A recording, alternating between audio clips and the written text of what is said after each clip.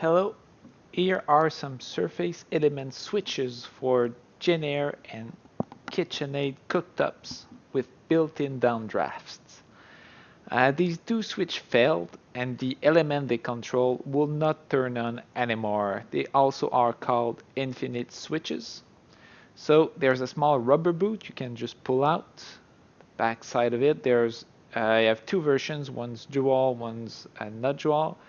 You just have to pry those two metal tabs on the side, and when they're pulled together you can remove the top by just prying it.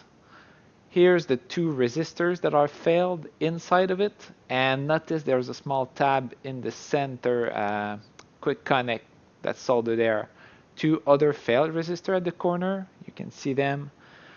This switch I did not have to open in full, but I did anyway, so enjoy the view, but don't do it because you need to pry a little more. It's damaging those tabs, and as you can see there's also some mechanical elements to it and you don't want to bend those, so just pry the cover up and you can change those two resistors. Here's the model I ordered to replace those. It seems to work. Those are 3-watt rated resistors, so they are higher grade. As you can see here, with the resistor removed in the center, the trough-hole solder is failed. You can see the glue on this one. The other one had scar marks, charred marks on the PCB. Doesn't affect working condition, and at the price of these switches, just changing the resistors makes sense as a repair. It'll last for a little while more.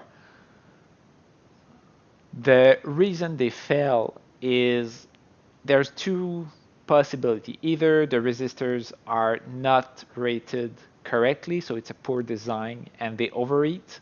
And when they overheat, they make the solder joint of the tab fail right next to it. Or it's the other way around. The solder of the tab is poorly made, so quality issue. And when that happens, it overheats the resistors, which are, resisting and producing heat in a heat-prone environment. So that just adds up and they end up failing. So changing the resistors for better resistors and redo all the trough-hole joint you can see, add some solder, add some flux, make sure it's a very good solder so you can prevent it from reoccurring. So good luck.